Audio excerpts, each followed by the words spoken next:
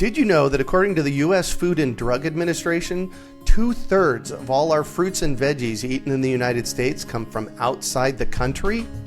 And there are all kinds of problems with that. For one, an apple that had to travel hundreds or even thousands of miles to get to your plate can't be all that fresh or nutritious. And I say that's just crazy, especially when we can grow so many different varieties in our own front and backyards. Jumping into growing your own food is actually quite simple. You just need to know the rules. My free webinar, Introduction to Urban Farming, begins to frame out your pathway to growing your own healthy food. In this free webinar, you'll learn the 3 simple steps to becoming an urban farmer, the 5 components of healthy soil, and how to think regeneratively, which is, by the way, one of the most important concepts we need to be exploring right now. Will you join me in this webinar and help co-create the food revolution? Just text GARDEN to 44222 or go to urbanfarmu.org to sign up for your free webinar. That's GARDEN to 44222 or urbanfarmu.org.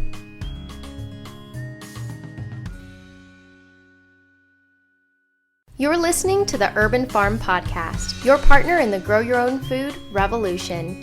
Whether you've just been introduced to urban farming or you're a lifelong advocate, we're sure you'll leave feeling more informed, equipped, and empowered to dig deeper into the soil of your local food economy. With you every step of the way, here's your host, Greg Peterson. Today on the Urban Farm Podcast, we have Amanda Midkiff of Locust Light Farm to talk about her experience with growing medicinal herbs. Amanda is a medicinal herb farmer and herbalist in New Hope, Pennsylvania. She has been an organic vegetable farmer for 6 years before making the switch to growing herbs, and she's been happily surrounded by their beauty ever since. When she's not farming, Amanda enjoys teaching yoga, reading, writing poetry, and sipping coffee in diners. Welcome to the show today, Amanda. Hi, Greg. I'm so excited to be here. Well, thank you for being here. So I shared a bit about you. Can you fill in the blanks for us and share more about the path you took to get where you're at now? I would love to, yeah. Well, when I was in college, I went to Lehigh University in Pennsylvania. I was very interested in working with agricultural trade legislation between the U.S. and Mexico and Central America. I was interested in working with free trade, fair trade, NAFTA, and I wanted to advocate for South American or Central American, Mexican, South American growers' rights. So I focused most of my studying when I was in school on Spanish, sociological issues, and really geared it towards legislative issues. I had this grand idea during my freshman year that I should learn what life was like for a vegetable grower. My mother's family had been dairy farmers, so I had this sense of what it felt like to be someone who made their living from livestock, and I wanted to learn about plants because I didn't know what it felt like to be connected with them in that way. Right. So the summer after my freshman year of college, I volunteered on an organic vegetable farm in my hometown, which I did not know, but it was actually one of the oldest CSAs in New Jersey. Oh, wow. Yeah, and I volunteered there, and I loved it. And so the summer after, I decided to do a full internship there. And from then on out, every winter, I went through this huge, emotional anguish of whether or not I should get like a law internship or farm again.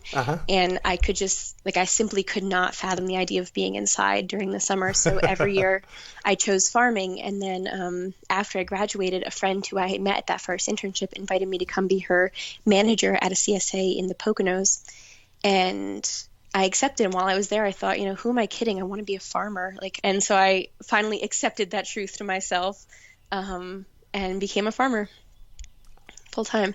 So while I was working at that first farm, someone who worked there with me taught me how to harvest nettles to drink nettle tea. Oh, right. And I started drinking nettle tea, and I always used to have horrible indoor allergies to fragrances and mold and things like that. And I noticed on days when I drank the tea, I didn't sneeze at all. And I did some research and realized that nettle's an antihistamine and it cuts out on mucus production.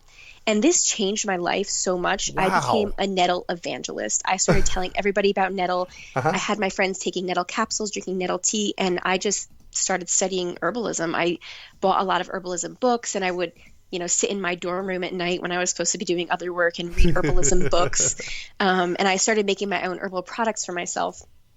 And after college, when I was farming full time, I realized that I didn't quite want vegetable farming to be my career path, though I wanted to be farming plants. And I realized that when I wanted to make herbal products for myself, I was going online to large bulk distributors to buy these products. And I thought, oh my goodness, I care so much about local food and feel like it's so important to eat food that is local to you.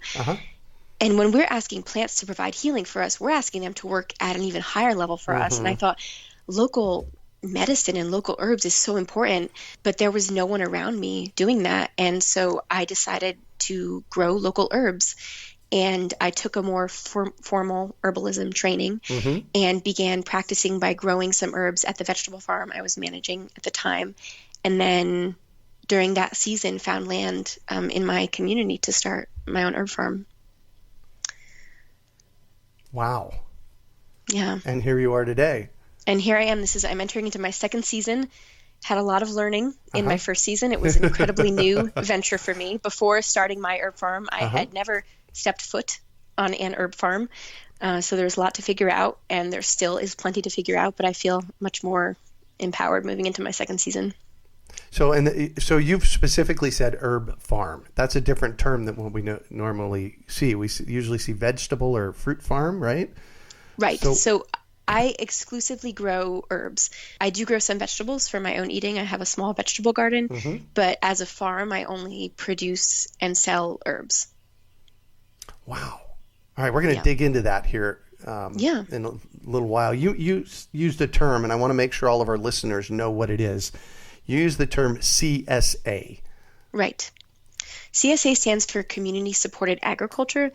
It's a type of business model. It's an agreement between the farmer and the customer who then becomes a member. Customers will buy a share of the farm's harvest and pick up often produce, sometimes meat, sometimes dairy, but they'll pick up their food once a week, every other week, once a month. And the member then is buying a share of the farm, and they're becoming part of the farm community.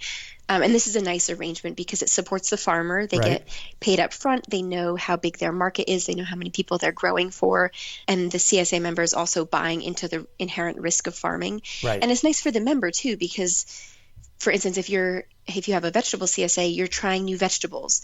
You're getting vegetables every week that you are forced to eat, and thus you are incorporating more vegetables into your diet. There you go. And you're forming a relationship with the farmer. The farmer is there to ask questions, to talk about recipes, how to prepare the food. Oftentimes you're invited to come visit the farm. So I love the CSA model. I don't know, it just creates such amazing relationships. I really, really prefer doing business that way and getting to know the people that I'm growing for. Yeah, perfect. So in our pre-conversation, you introduced me to a new term.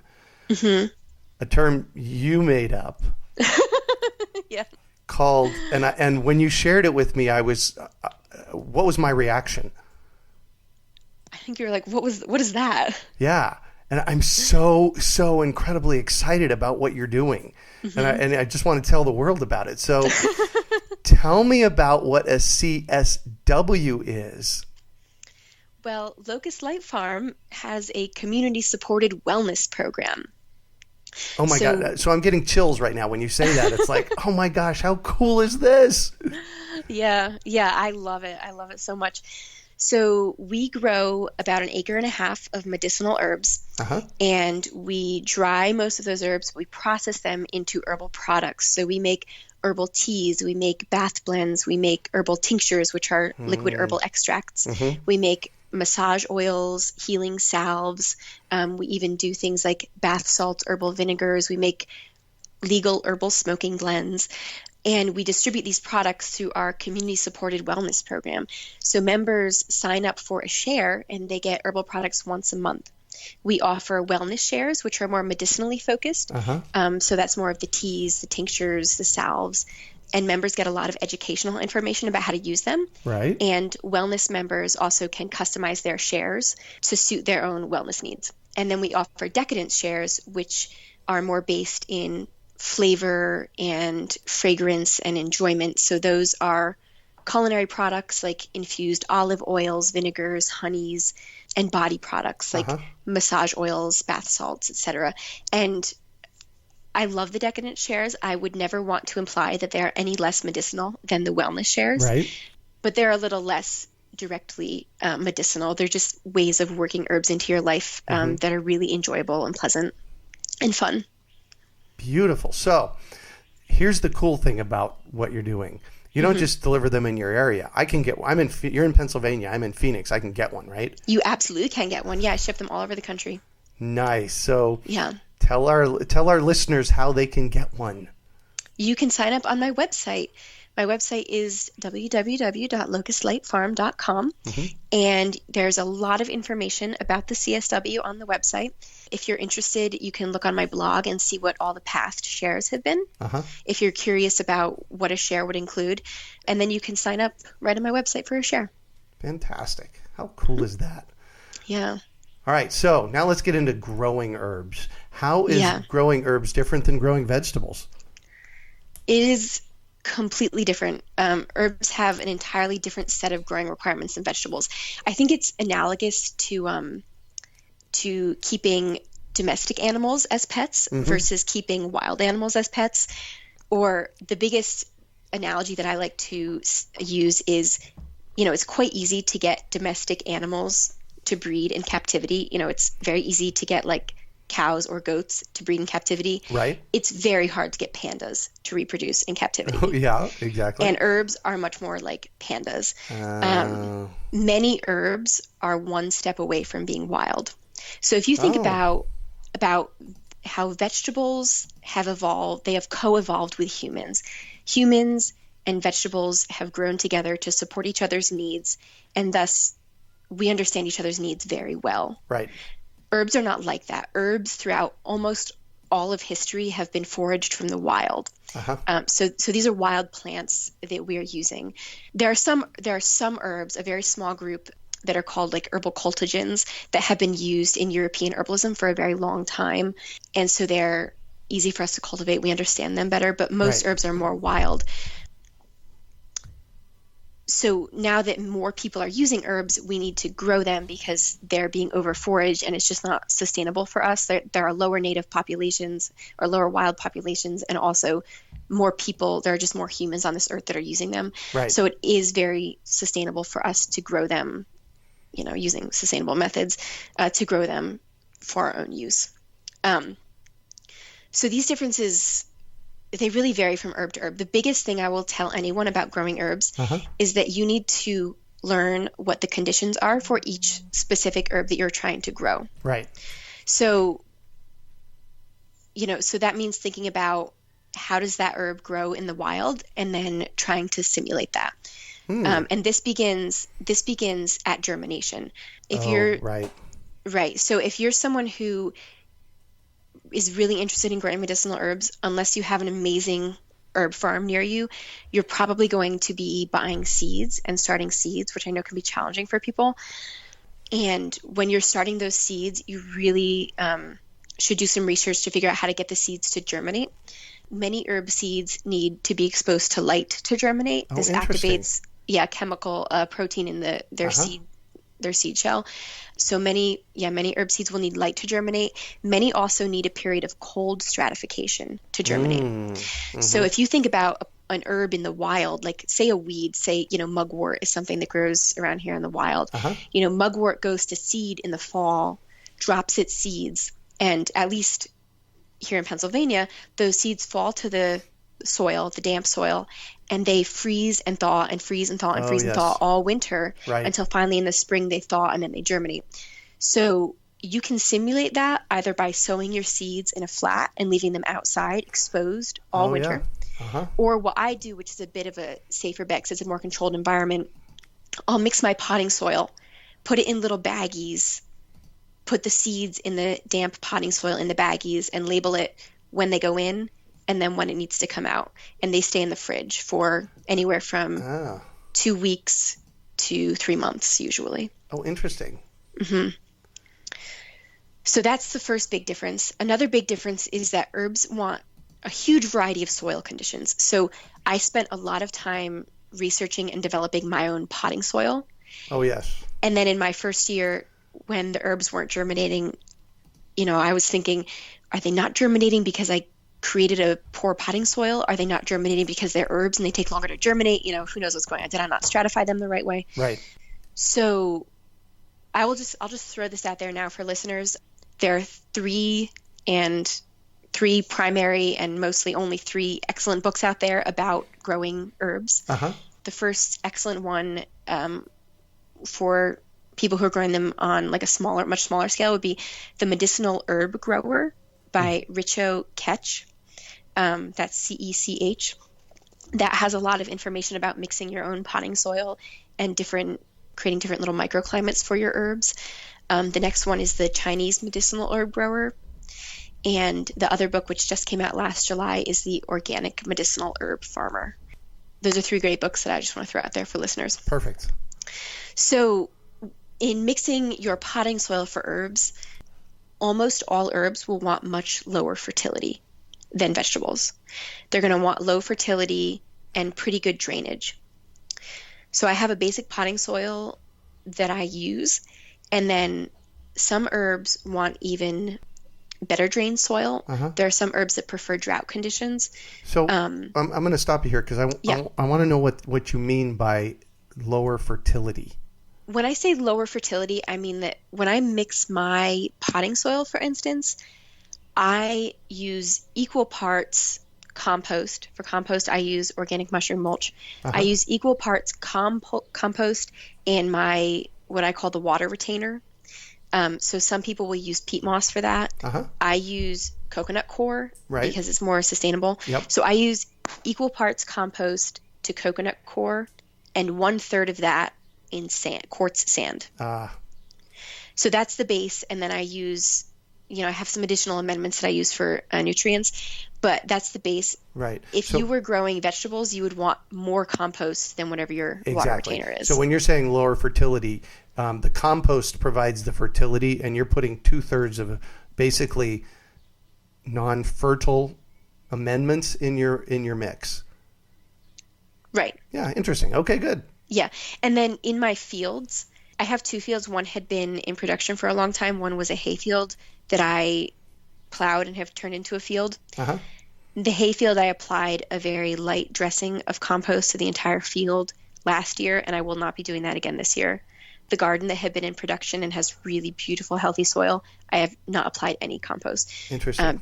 So herbs just overall are going to want less fertility than vegetables. Interesting. Okay. Yeah. So this is a reason why many people will tell me, I tried growing thyme, I tried growing rosemary, I tried growing lavender, I tried growing mint, and it dies.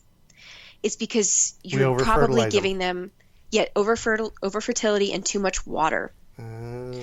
So many herbs also don't need as much water, which is nice for anyone because many of them means you don't have to irrigate them. You don't have to worry if you leave for a weekend and go on a trip. Even if they don't get any water, they're fine. Yeah.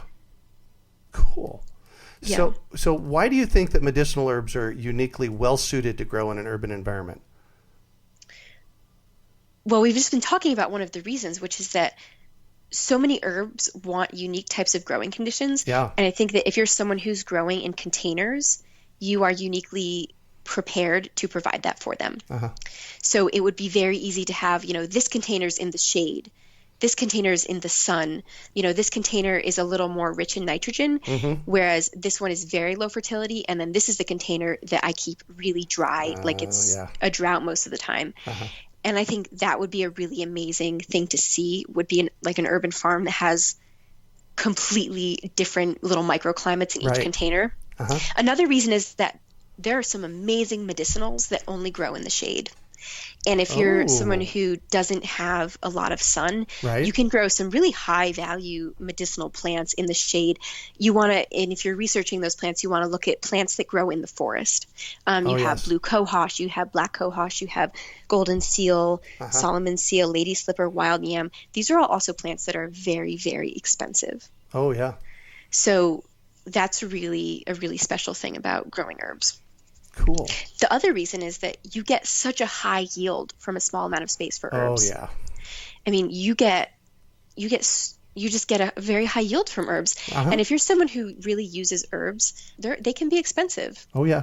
Though also I will say it is, you can, if you're someone who lives in an urban area, you can grow your own food. You also do have the option of going to a farmer's market and getting pretty high quality food. That's not true of herbs.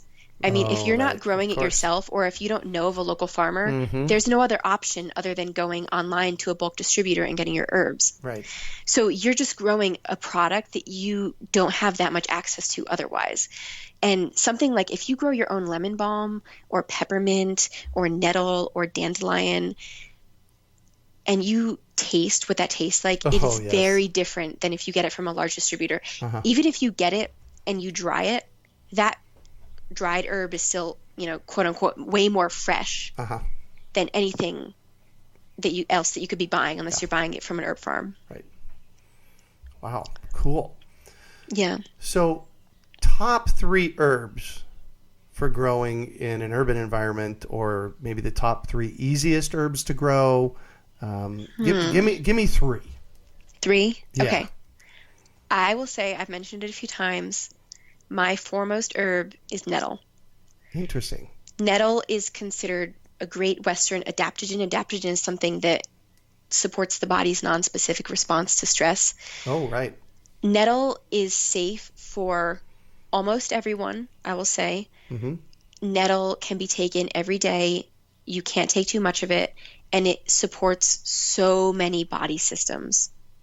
It's one of the most nutritive herbs. That nettle and parsley are some of the most nutritive herbs. Nettle's very high in many vitamins and minerals and trace minerals. You can eat it like spinach when it's young. You can make a tea, or you can tincture it, and it blends well with many other things. It's so healthy. I really recommend it for anyone. Cool. Okay, that's 1. Yeah, nettle. The next one that I would say probably lemon balm. It's easy to grow. It's delicious. And it will make you happy. Lemon balm's a cheerful herb. It's used as a mood uplifter. You can use it fresh in salads. It's really yummy in food. And it just makes the most delicious tea on its own or with others. I like to make herbal simple syrups to make herbal cocktails. Oh, nice. Yes, of course. Lemon balm, prime for that. Perfect. Okay, number 3.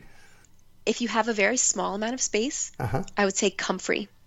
Oh. Comfrey. Tell me about comfrey. You can have 1 comfrey plant, and that will be way more than your personal comfrey needs. Comfrey is an extremely useful plant. It's very, very, very healing to the skin.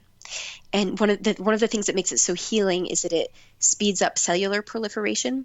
Oh. So if you get a cut and you put a comfrey salve or a comfrey oil on it, it will heal that cut very quickly. The amazing thing is that it does that because comfrey itself has those properties. So if you have a comfrey plant, you can cut the plant entirely back to about a few inches above the ground 3 to 4 times a year, and it will completely regrow faster than you have seen a plant grow. Wow. It's really amazing. You can take it as tea. It's healing internally. There's some conflict with the FDA in that if you drink about 15 times your body weight in comfrey tea, it can harm you. Oh. That's my disclaimer. If you drink 15 times your body weight. Right. Yeah, okay, good. In comfrey tea, it can be harmful, so no one should do that. If you drink about 4 cups a day because you've recently gone through surgery or have some sort of, internal situation that you need healing for, that should be safe. Wow. But externally, it's extremely safe. And 1 comfrey plant, is way more than your needs. Also, comfrey and nettle are both really used to compost other plants. Comfrey has very large, broad leaves. It can be used as mulch for other plants, and it's going to be giving your other plants a lot of nutrients. And nettle is also used. It's great in compost. It's used a lot in biodynamics. Yep. Yeah. Cool. So I recently got a comfrey plant. You did? Yeah. And I was told that apparently they're sterile and you grow them by root cuttings. Is that the case? I haven't heard that they're sterile. Okay. I will tell you it's very difficult to get their seeds to germinate. Okay, good. And they're very easy to propagate by root cuttings, yes. Yeah. So you can just take a shovel and completely cut your whole comfrey plant in half and replant both of those. Herbs are much hardier than vegetables because they are wild. They're much hardier than vegetables. Yeah. Something else I would like to say to round out the discussion of how herbs are different to grow than vegetables Please. is that when you grow a vegetable in healthy soil, the vegetable is taking up the nutrients from the soil, and you are eating, when you eat the vegetable, you eat those nutrients. It's just transferring those nutrients onto you. So that's why you want your soil to be very nutritive. That's not the case for herbs. It's the case with some herbs, like your annual herbs, like basil, parsley, and something like nettle that's very nutritive. For most herbs, when you take the herb, you are taking the benefits of their immune system. Oh. So you're taking an herb that, imagine it's growing in the wild.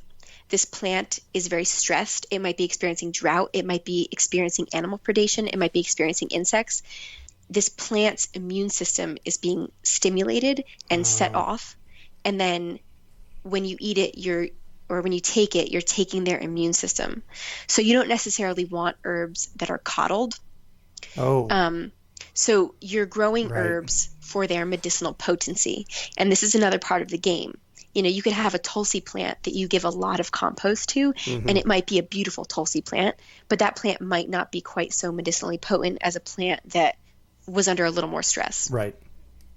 Now, you don't want to kill your herbs. You want to give them a fighting chance. But that's something nice to keep in mind if you're worried about them, or if they do look a little stressed, or if you have to go away for the weekend, and they didn't get water. But also herbs really respond well to your intention. And if you are growing them with the intention of creating medicine and wanting them to be healing and giving them a lot of love, they're going to give you that healing for sure. Nice. Yeah. Nice. I got one more question for you, and then we're going to shift. And that's, how do you harvest, dry, and use medicinal herbs that you grow? So again, the first thing you want to do is think about what part of the plant you're harvesting. Oh, right. So some herbs, valerian, ashwagandha, echinacea root, you're harvesting the roots. Right. Comfrey, nettle, you're harvesting the leaves. Chamomile, calendula, echinacea flower, you're harvesting the flower. When you are harvesting the root, you're either going to be harvesting the root in the spring or the fall, because that is when the energy of the plant is still within the roots. Yep. If you're growing a plant for roots, you want to know if you can what year you're going to harvest it. For instance, ashwagandha out here in Pennsylvania is an annual. You're going to harvest that root in your first fall because the plant is not going to survive the winter. Exactly. Echinacea, you're not going to harvest that root until its third year. So again, do your research about what you're harvesting.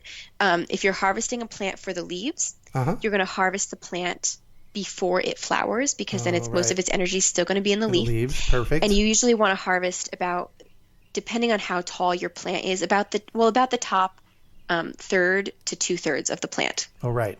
So you're harvesting that. And so I'll talk about processing after. But so leaves, you're harvesting the top third to 2/3 of the plant before the plant flowers. If you're harvesting just the flower, you want to harvest the blossoms and like the day that they blossom the day after. Yeah, exactly. And you want to harvest those blossoms mid-morning, after the dew has dried, before the midday sun. There are many plants that use both the leaf and the flower, like St. John's wort. And yarrow would be two good examples. And in that you're going to harvest about the top 6 inches of the plant. When you're harvesting a plant for both the leaves and the flower, you want to harvest it when the first blossoms have begun to open, but they are not all open. Got it. It's very specific. Yeah. Well, and I can get it. You're raising a lot of different things, and it's a bit complicated, so I can completely get that. Yeah, it is. It's a whole different puzzle that you're working with. Yeah. So, Amanda, I'm going to shift on you here, and I want you to talk about a time you failed, how you overcame that failure, and what you learned from it. Well, I will tell you, before I started my farm, I had not stepped foot on an herb farm, so there are plenty of ways that I failed. Gosh. Really? Hold on, I got to know something. When did you start your farm? I started the farm in January of 2015. So I started the farm, started with the planning and the seed ordering, etc. Wow. So less than 2 years old at this point, actually less than a year and a half old. Yeah, this is just the beginning of my second season. Congratulations. Okay, go. Thank you. Absolutely. I will say the biggest failure, if you will, would be germinating many of the first seeds, I sowed about 75 varieties, and I would say probably about 45 really germinated in a way and grew to the point that I could plant them. I anticipated that would happen because I knew that herb seeds are very difficult to germinate, and I just wasn't going to know how to do all of them, which is why I planted so many. So I will say diversity there. I knew that not all my plants would come, or not all my plants would thrive, or maybe things would happen that I wasn't prepared for. So I planted a very wide variety so that I would definitely have a lot of plants to choose from. And the other thing was that I germinated them in different ways. So I mentioned that many seeds need a period of cold stratification. Right. My first year, I stratified half of them in the refrigerator, half of them in an unheated greenhouse, just to see what would be better. So I think that trying many different things, knowing that some of them will fail, is a good way to do it. And I found that it really was better to stratify them in the refrigerator. It was more steady, and I'm so glad that I did that this year, because if you've heard, we've had a very mild winter here in Pennsylvania. Very, very mild. And I don't think that if I had stratified them outside, it would have been enough for all of my seeds to germinate successfully. Right. Cool. Yeah. So what do you consider your biggest success? Well, my goal with Locust Light Farm is to empower people in their own health. I want my customers, I want my CSW members to feel like they have agency in their own wellness, to feel like if there's something wrong that they're not quite sure about, that they might be able to turn to herbs first, or if they're having a minor health condition, but it's really getting in the way of their life, that they know which herbs to turn to or how to turn to herbs to help themselves. Right. Or to feel like preventative care is important, and preventative wellness care is really important. I do a lot with lymphatic cleansing and with breast health and like breast massage, lymphatic massage, for preventative care. And I want people to feel empowered in that. So when a CSA member comes to me and says, or a CSW member comes to me and says, I was getting really sick and I drank this tea and it helped me feel so much better. Or now I'm making my own flea and tick spray for my dogs using herbs because I feel like I can do that. Or when someone says, I have a cold coming on, I need some yarrow. And I think, to use yarrow for your cold because it will cut down on your mucus production. Yeah. That makes me feel great, because that's exactly what I want to do. I want people to be able to be more independent in their wellness. Yeah. Perfect. So what drives you? What's your big why? As I said, this is a tough one for me. Because I have two. The first, which has really been the driving factor for me in my entire life, is the land. I grew up with a farm in the family, a beautiful mountain property, and I grew up feeling very, very, very connected to the land in the mid-Atlantic. And it was always very painful for me to see that developed too quickly, or to see it underappreciated, or just to see it being wounded and not cared for.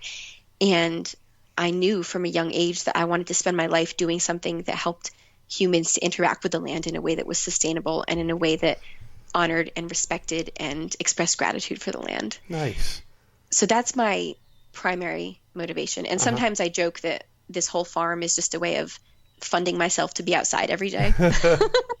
Well, I know that one.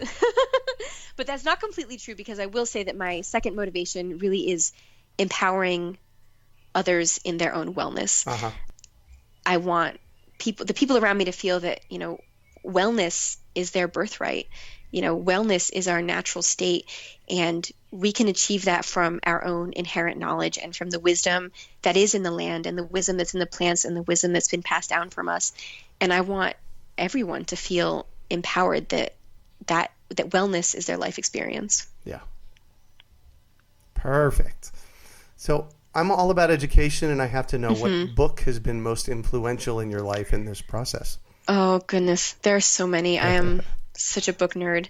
But I will say the book that continues to give me the courage to run my own farm, and the book that helps me every time I'm feeling frustrated or feeling trapped, or like it's scary to be 26 and own my own business, is Illusions by Richard Bach. Oh, wow. Really? Yeah.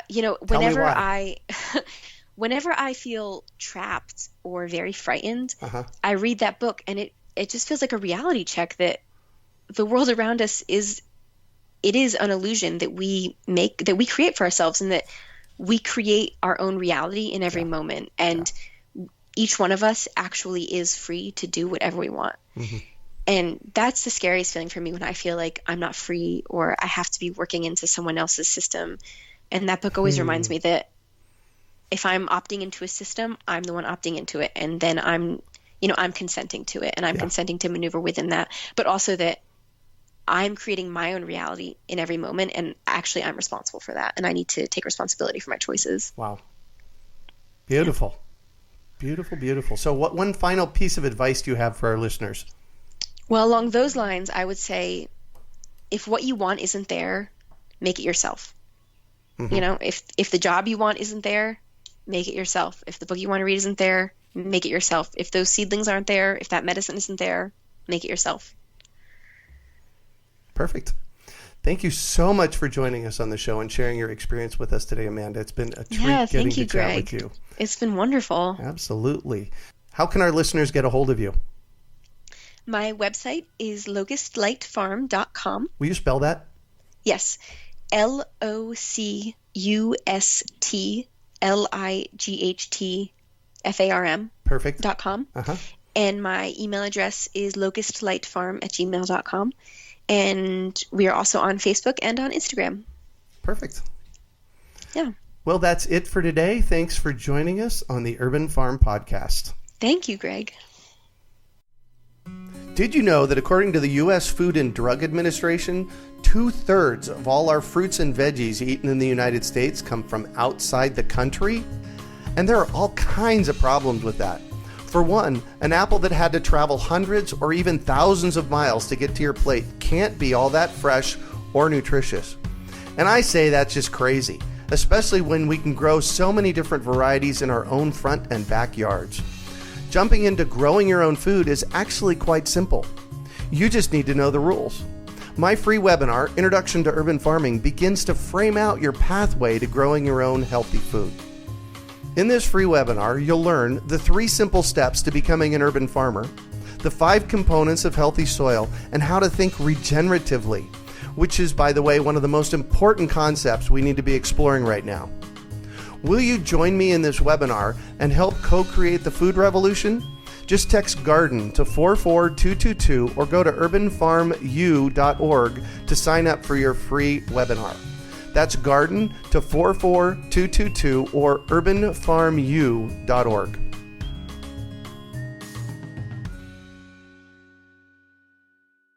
We hope you enjoyed today's episode of the Urban Farm Podcast. Remember to listen 3 days a week for tips, advice, and resources to help you on your journey with urban farming. You can find us on the web at urbanfarm.org or send us an email to podcast@urbanfarm.org. In the words of Vincent van Gogh, great things are done by a series of small things brought together. Be encouraged that with each lesson learned and skill developed, you are one step closer in the direction of your dreams.